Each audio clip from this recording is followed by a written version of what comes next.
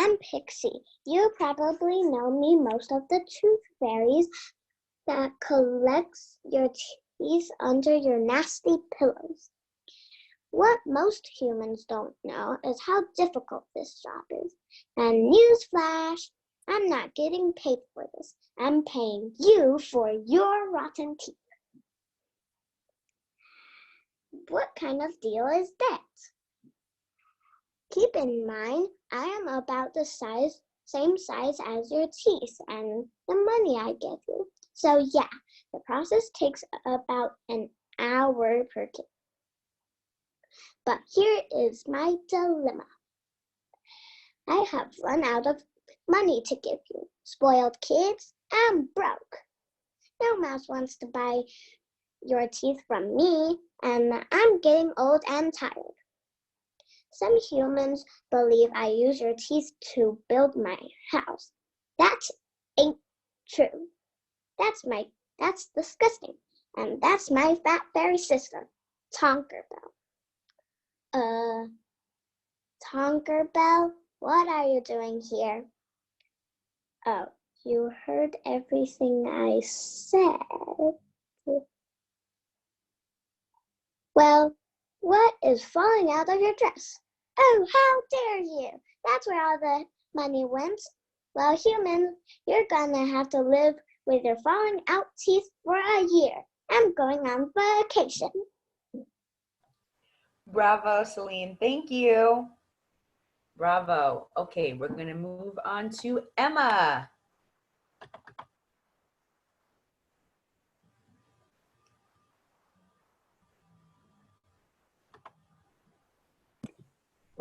There we go. Take it away, Emma. There are definitely elephants outside my window. And now I just can't sleep. My mom says it's just I'm far too imaginative to sleep. Can you blame me? The best things happen at night. I toss and turn, but the sound of hundreds of marathon runners racing and thumping down the streets bothers me. Sometimes gumdrops hit the roof, and I go outside, but I can never quite catch one in my mouth. And yesterday, the French band just won't stop. I even went out and screamed at them. But the worst of all was today. There are elephants outside my window. When I saw them, I went zooming through our apartment and started shaking my mom vigorously. Mom, the elephants are back. Disappointment again.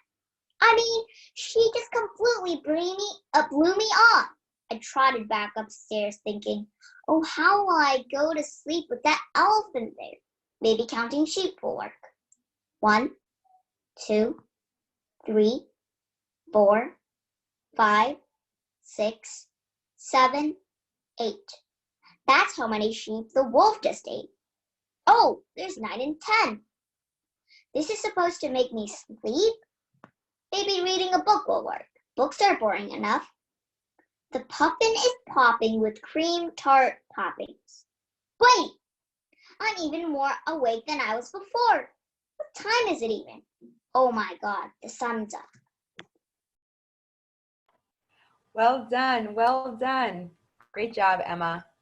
Okay, I'm gonna have you, my next few friends, stand up when you read yours because it's kind of hard for them for us to see you in the screen. All right, and they would just like me to give you a little bit of feedback. So I'll circle back around to you, Celine, in 1 second. I'll tell Emma, sorry, that was an excellent delivery. Your monologue is full of a lot of different colors and characterization, which I love. All of your questions and your exclamation points and your periods are very true to the speech of them, and they're very colorful. So your monologue is always engaging because each part of your story and every different thought has a different color to it. So yeah, that was wonderful. Well done. All right. I'm going to circle back over to Celine because I didn't give you a little bit of feedback, but Celine, I'll unmute you for a second. That was the best reading that you've had of your monologue this whole week, so congratulations. And I love how you've characterized the tooth fairy and how irritated that she gets with the kids, because as you ask your questions, it really sounds like this tooth fairy is just tired of these spoiled kids wanting to take her money, which I think is hilarious.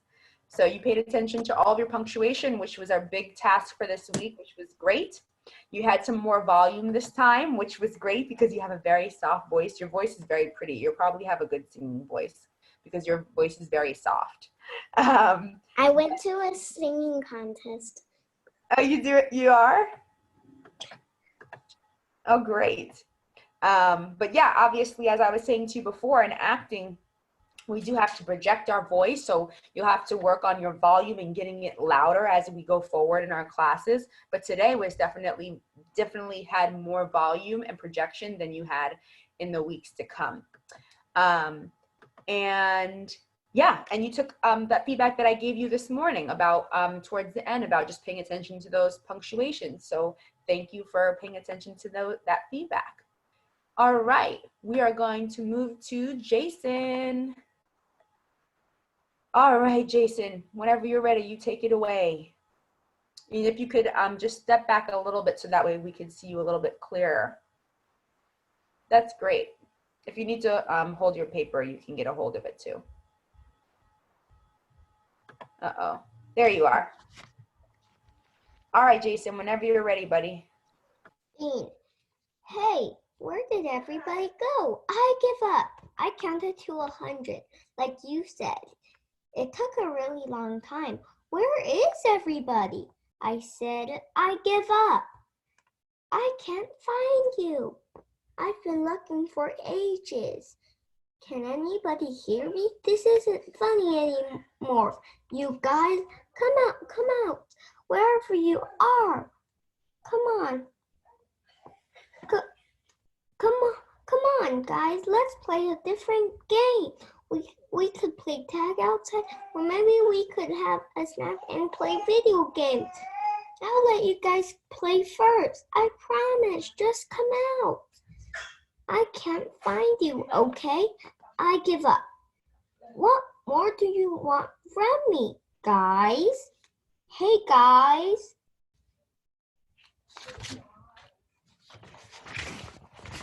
Great job. That was much better, Jason. You definitely took on the feedback that I gave you this morning about towards the ending, asking those questions in different tones because you have a lot of questions. We're still going to keep working on your tone of voice because kind of similar to Celine and her softness, you also have a lot of high pitches in your voice. Naturally, that's just how your voice is, which is fine. But in acting, that's the fun thing, is that we get to play with our voices like they're instruments. So we're going to work on some of the lower tones in your voice because that'll bring more color into your monologue and into your acting. So that way, when you're asking questions or giving statements, because I notice, which actually happens to me a lot too, Jason, when I get excited, my voice gets very high in tone because as I get excited and I want to show my energy, my voice gets very high.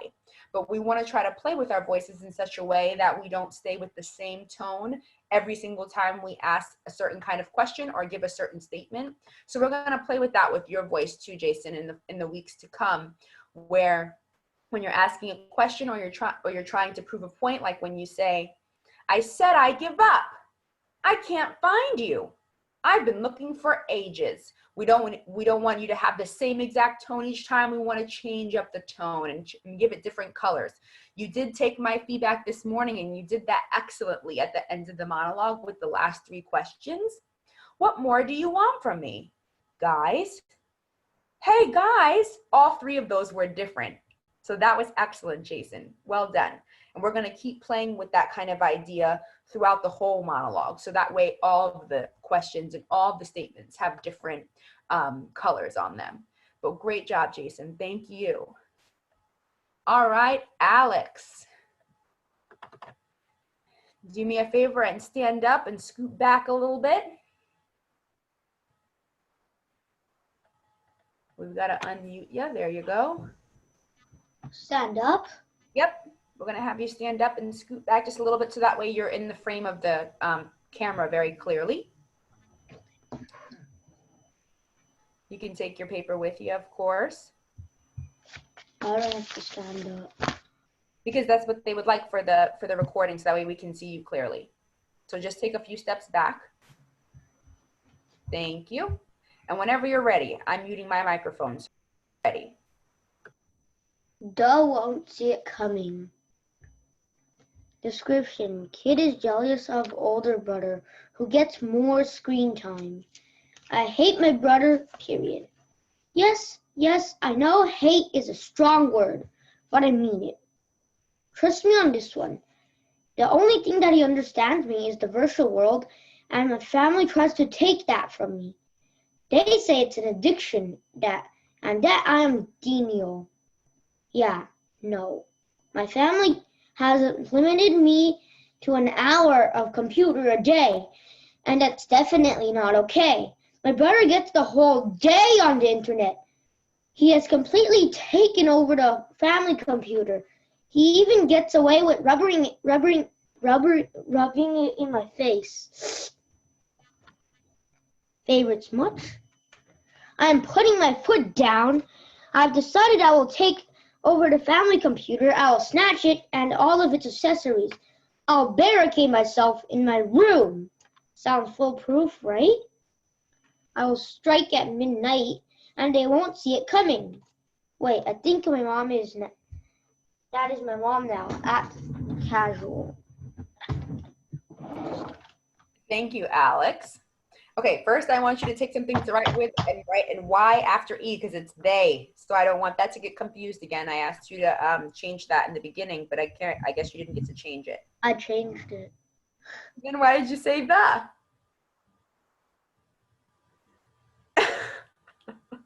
You forgot to write it in, I think. So it's they, so make sure you put a Y in there. This time you read your monologue, it had a lot more energy, so thank you. A lot more energy, which is one of the reasons why we stand when we're reading, because it helps us get more energy when we're standing up anyway. Repeat after me. Denial. I can't hear you. Can you unmute yourself? Denial. Yeah, denial.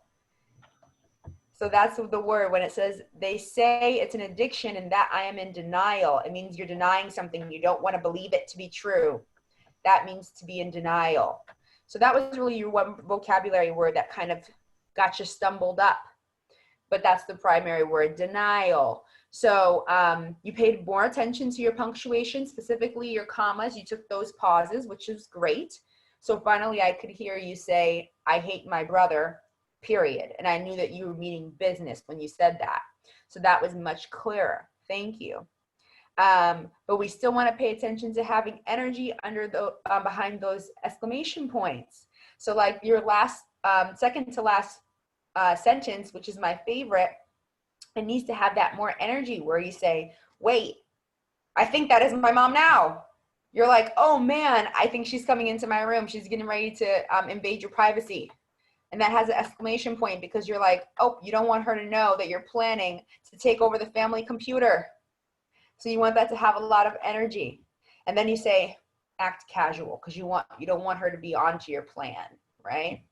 So we just want to pay attention to those exclamation points where that we have more energy behind those exclamation points. All right. Thank you, Alex. Well done. I'm excited for next week when we focus more on our character development, because that will also help you guys energize your words when we start bringing in personality from these characters, right? So that'll also help us with our energy. Yes, Celine. At the end of class, can we do a tongue twister? We'll see, because I don't want to keep everyone too late. We have one more minute and we've got to jump into Hannah before I finish with our presentations, okay? So I'll check in after we're done. I'll check in. Hold on. All right. Last but not least, the great Hannah. All right. Let's unmute you here. I'm trying to unmute you. Can you unmute yourself? I don't know why sometimes it allows me and sometimes it doesn't. These features are a little bit not consistent. Okay, I'm going to mute myself. Can you hear me? Yep. I'm going to unmute myself and you take it away whenever you're ready. Thank you. Dog ate my homework. I'm sorry. I don't have my math homework, Miss Willens. But I have a really good reason. You might think I'm lying, but I'm not. Everybody thinks when your dog eat your homework, you are for sure lying. And you just didn't get it done. But what if your dog actually eats your homework? Then what would you do? That's what happened to my homework. Our tiny Eve poodle ate it. We have to be careful in our house because that poof ball, who only likes my mother, eats everything, including gross stuffs out of the cat box. So I got home and set my homework on the table. I went to get some graham crackers and milk. After that, my brother wanted to play hoops in the driveway, and he never wants me to play with him, so I did. But when I got inside, my homework was chewed up on the floor. The devil dog was hiding under the sofa. So that's it. My real story about the dog actually ate my homework. Done. Well done, Hannah. I can tell you're ready to get into character development because you want to bring in that character. You want to bring in those acting moments, which is great. So first, I want to say 10 times better than this morning after I first gave you that feedback. So thank you. You paid definitely more attention to your punctuation, and you got poodle and poofball and those vocabulary words that were a little bit more difficult for you, Mrs. Williams. Those sounded very clear. We had one stumble on evil, but I think it was just because of you reading on the screen. I would encourage you for next week, if your parents have access to printing out your monologue for you, it's much easier to rehearse and it's easier to read because it's easier on your eyes on a piece of paper. So if you can print it out, that's going to help you. It also helps you when you're doing your homework of rereading it and getting familiar with things. I noticed that lots of times you just stumble because you're not able to fluidly read it, and that's much harder on a screen. So I think if you have it printed out, you'll be able to read more clearly on the paper, and that way you won't stumble as much. And of course, next week we're going to be working on memorization, but in general, whenever you're working on a speech, the more you read it, the more familiar you'll become with it. So if you find that when you read it out loud and you're rehearsing by yourself that you're still stumbling, just reread it a few more times, because sometimes just rereading it 3 or 4 more times helps you with not stumbling on words, okay?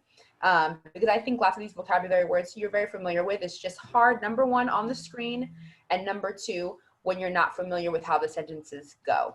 But I loved your pay attention to detail. You took your time this time, as I asked you to earlier. And as I was saying before, I'll just repeat myself again, that the more you take your time, the less you'll see yourself stumbling. And you did less stumbling this time as you have in the rest of the week. But if you even take more time, you'll find that you won't stumble even more.